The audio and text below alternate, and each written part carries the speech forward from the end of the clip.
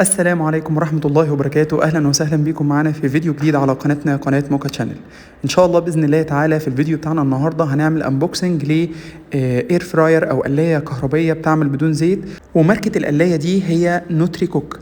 إن شاء الله بإذن الله من خلال الفيديو النهاردة هنعمل أنبوكسنج للجهاز، وإن شاء الله نقول إيه كل المميزات الموجودة فيه. بس كالعادة في بداية الفيديو هطلب منكم دايما إن أنتوا تدعمونا على قناتنا من خلال أنت تعمل لايك للفيديو وتعمل سبسكرايب عندنا في القناة، وادخل على القناة عندنا هتلاقي فيديوهات كتيرة جدا جدا إن شاء الله تعجبكم. وما تنسوش تفعلوا زر الجرس علشان يجيلكم كل فيديوهات جديدة بننزلها إن شاء الله.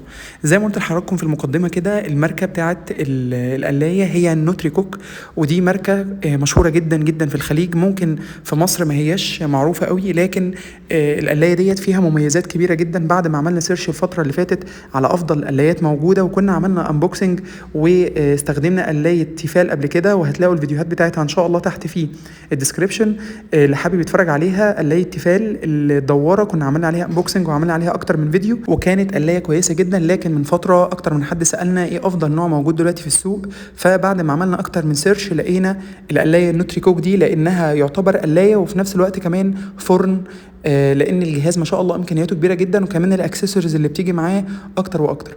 اول ميزه بتيجي في القلايه نوتري كوك ان هي بتيجي بقدره 1800 واط، على عكس تيفال كانت 1400، ومعظم القلايات بتكون 1500 و1400. القلايه هنا 1800 واط. وكمان ميزه مهمه جدا في القلايه ديت وهي الاكسسوارز اللي بتبقى جايه معاها، زي الجزء الدوار او الاسياخ اللي بتكون بتعمل بيها شيش طاووق او 3 ارفف، لان القلايه زي ما قلت لحضراتكم حجمها كبير، وهنفتح دلوقتي ونشوف مع بعض. فيها 3 مستويات او 3 اجزاء، 3 ادوار بيتحطوا في القلايه، بالاضافه طبعا لمشبك نقدر ان احنا نطلع بيه الحاجات من جوه القلايه، ورف خاص للزيت اللي بيقع من القلايه. تعالوا يلا كده نفتح الكرتونه ونقول بسم الله الرحمن الرحيم، ونشوف كده مع بعض ايه المكونات بتاعتها. الكرتونه نفسها والديزاين بتاعها كويس جدا، وزي ما قلت لحضراتكم المنتج ده ممكن مشهور شويه في الخليج، لكن عندنا في مصر اماكن قليله قوي اللي لقيت عندهم المنتج ده. يعني احنا بعد ما عملنا سيرش كبير وشفنا انواع كتير جدا، لقينا ان نوتري كوك ده اماكن قليله قوي في مصر اللي بتبيعه، وانا اشتريته اونلاين من خلال شركه كايرو كارت، وان شاء الله هسيب لكم اللينك بتاعه تحت في الديسكربشن. اول حاجه موجوده ده المانيوال موجود، وميزه كويسه قوي المانيوال معمول بطريقه احترافيه قوي، وكمان كله باللغه العربيه، وفي مانيوال تاني بالانجلش. فهم واضح جدا ان هم عارفين السوق اللي هم منزلين فيه، وهتلاقي كل المميزات اللي موجوده بتاعه القلايه، وكمان الخطوات واهم الحاجات اللي لازم تخلي بالك منها موجوده جوه الكتيب. وهنبص بقى هنلاقي الاكسسوارات اللي جايه. اول جزئين دول الشريحتين اللي بيتركبوا قصاد بعض، وبيبدا يتركب فيهم الاسياخ علشان لو حابين نعمل شيش طاووق او حاجه او كفته نقدر ان احنا نحطها هنا. في 10 اسياخ موجودين، وفي قطعه زي القطعه ديت موجوده اهي برضو قصادها. القطعتين دول بيركبوا قصاد بعض وبيتعلق فيهم الاسياخ لو حابين ان احنا نعمل كفته، لان الشوايه فيها ميزه كبيره جدا وهي ميزه الدوران. فيها كل القطع اللي فيها بتقدر ان هي تدور، عشان طبعا يكون في عمليه تسويه افضل للحاجه اللي انت هتسويها جوه الفرن حسب نوع الاكل. تعالوا نشوف. هنلاقي عندنا هنا كمان المشابك اللي موجودة مع الجهاز، وهما مشبكين زي ما احنا شايفين كده، برضو بيستخدموا فيه عملية التثبيت. والماتيريال بتاعهم يعني الماتيريال كويسه الى حد ما، وذكاء كبير قوي من الشركه ان هم حاطين كل المكونات او الاكسسوارز اللي انت هتستخدميها وانت بتشتغلي بيه القلايه ديت، على عكس شركات تانية بيبقى هو عباره عن الجهاز بس. فانا شايف ان دي حركه ذكيه جدا من الشركه. ولو بصينا كده هنلاقي دول الاسياخ اللي بقول لحضراتكم عليهم، دول 10 اسياخ موجودين بيتم تركيبهم مع بعض على الجسم الدوار اللي موجود جوه القلايه، واللي هنشوفه بعد شويه ان شاء الله. كمان من ضمن الحاجات الموجوده في الاكسسوارز هنلاقي الباره ديت اللي بنعلق فيها الفراخ، لو عايزه مثلا تسوي فرخه كامله على بعض فبنعلقها هنا، وبنقدر ان احنا نحطها بسهوله جدا، والخامه بتاعتها قويه والماتيريال بتاعتها ممتازه جدا.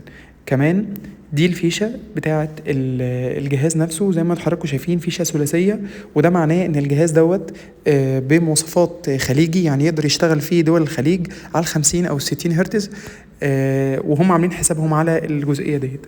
ودول ال3 ارفف الموجودين واللي نقدر نستخدمهم جوه القلايه. هنلاقي الارفف معموله من الستانلس ستيل زي ما احنا شايفين كده. الخامات بتاعتهم الى حد ما كويسه، ما هياش قويه قوي، وبرده ما هياش الضعيفه اللي تتكسر بسهوله، لكن في حد ذاتها هي حاجه كويسه واكسسوارز كل الناس بتحتاجها وهي بتشتغل مع القلايه. ودول 3 ارفف بيتحطوا مع بعض، وهنركبهم مع بعض دلوقتي ان شاء الله في الفيديو بتاعنا. ولو عايزه تركبي مثلا رف واحد او رفين على حسب الحاجه اللي انت هتستخدميها. واخر قطعه موجوده كمان وهي الهولدر او الماسك اللي انت بتقدري ان انت تطلعي بيه اي حاجه من جوه القلايه. وطبعا قطعه مفيده جدا وهتفيدنا كتير جدا واحنا بنطلع اي مكون او اي حاجه بنسويها جوه القلايه علشان خاطر درجه الحراره العاليه اللي بتكون جوه الفرن. ونفتح كده مع بعض ونقول بسم الله الرحمن الرحيم. طبعا اول انطباع خدته وانا بفتح الكرتونه او بنعملها انبوكسنج ان ما شاء الله القلايه جسمها كبير جدا مقارنه بقلايه تيفال او القلايات اللي موجوده في السوق. لا فعلا هم كاتبين على الكرتونه كده، وانا ده اول احساس حسيته واحنا بنطلع الجهاز ان فعلا ده مش قلايه، هم كاتبين قلايه وفرن. تعالوا نطلعها بره الكرتونه. ما شاء الله ده الشكل بتاع القلايه لما خرجناها من الكرتونه فعلا ضخمه جدا. يعني القلايات الكهربيه او قلايه تيفال اللي كانت عندنا كانت قلايه وكانت صناعه فرنساوي، وكنا عملنا لها سلسله من الفيديوهات هسيبها لكم اللينكات بتاعها تحت. مقارنه بجسم الجهاز ده، الجهاز ده كبير جدا ما شاء الله.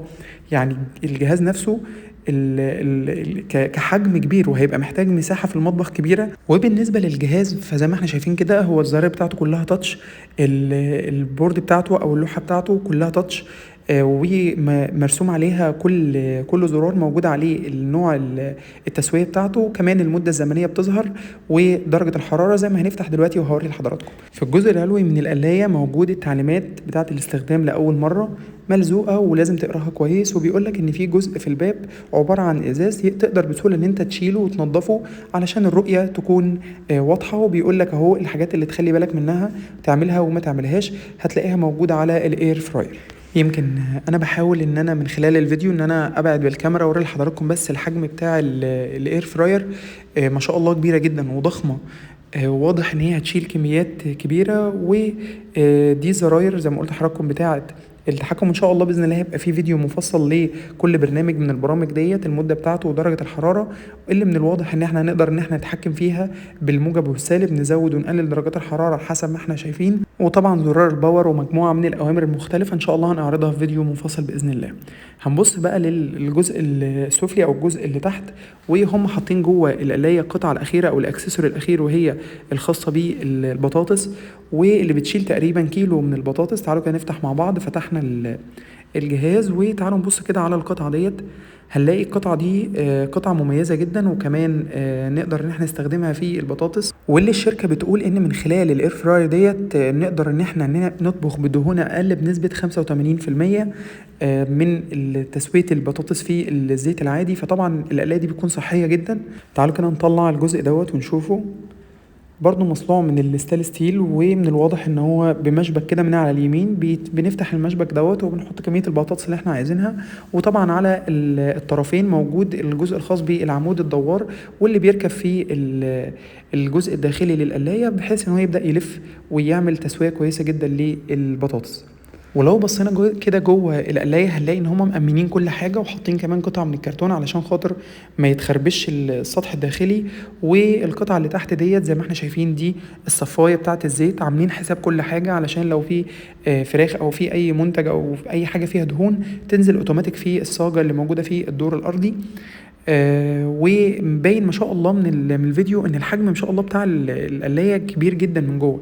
يعني ما شاء الله دي تشيل فرخه كبيره مستريحه. ولو بصينا كده هنلاقي من فوق في شبكه برضو هم حاطينها علشان تحمي الاكل اللي موجود من السخانات اللي بتبقى موجوده فوق، وكمان ما يحصلش تلامس ما بين سطح الاكل وسطح الجزء العلوي للقلايه. فعلشان كده هم حاطين الجزء دوت، وادي السخانات اهي اللي موجوده في الجزء العلوي. ما شاء الله برضو الديزاين بتاعها ممتاز جدا، وعاملين حساب التهوية من ظهر القلاية علشان خاطر الهواء السخن يطلع. فالديزاين بصراحة ممتاز جدا. واكتر حاجة عجباني ان سطح القلاية نفسه من الداخل كبير ما شاء الله. يعني انا هحاول بس ان انا اوري لحضراتكم قد ايه ان المساحة كبيرة، وبطن القلاية نفسه ما شاء الله ضخم جدا. يعني ده شكل الصواني او الثلاث ارفف بعد ما احنا حطيناهم. ما شاء الله برضو شكلهم حلو جدا. بعض المستخدمين والناس اللي استخدموا قالوا ان الثلاث طبقات لو اتحطوا ما بيكونش التسويه واحده ما بين الثلاث ارفف.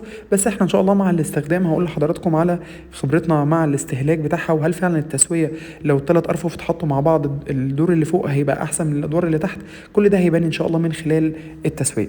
تعالوا كده نشغل الجهاز ونشوفه مع بعض.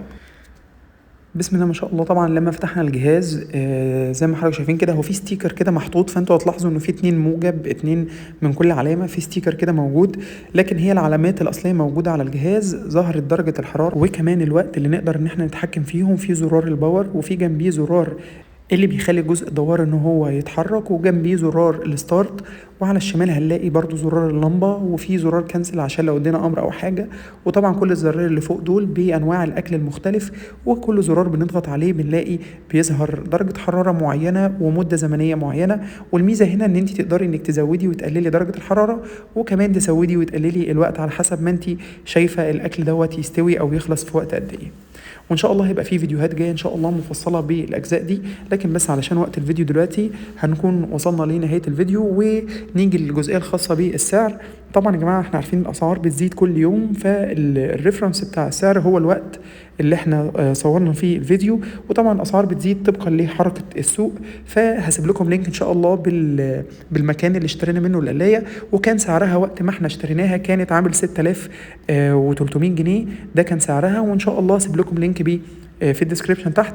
والسعر ده ممكن نلاقيه ازيد 500 600 جنيه او اقل كمان طبقا للعروض او على حسب المكان اللي انت ممكن تشتريه منه، بس ده كان رينج السعر في الوقت اللي احنا بنسجل فيه الفيديو دوت. وبكده نكون وصلنا لنهايه الفيديو بتاعنا النهارده. اتمنى من ربنا سبحانه وتعالى ان احنا دايما بنحاول ان احنا نقدم لكم محتوى كويس وفيديوهات مفيده عندنا على القناه، ونحاول دايما ننقل لكم خبرتنا في التعامل مع كل الاجهزه اللي احنا جبناها قبل كده. وكالعاده في نهايه الفيديو هطلب منكم دايما ان انتوا تدعمونا على قناتنا عشان نقدر نكمل، من خلال ان انتوا تعملوا لايك للفيديو وتعملوا سبسكرايب عندنا في القناه وتعملوا شير الفيديو عشان يستفيد بيه كل الناس. وما تنسوش تفعلوا زر الجرس علشان تظهر لكم كل الفيديوهات الجديده. وادخلوا على القناه عندنا هتلاقوا فيديوهات كتيره جدا ان شاء الله باذن الله تعجبكم، واشوفكم ان شاء الله في فيديو جديد. والسلام عليكم ورحمه الله وبركاته.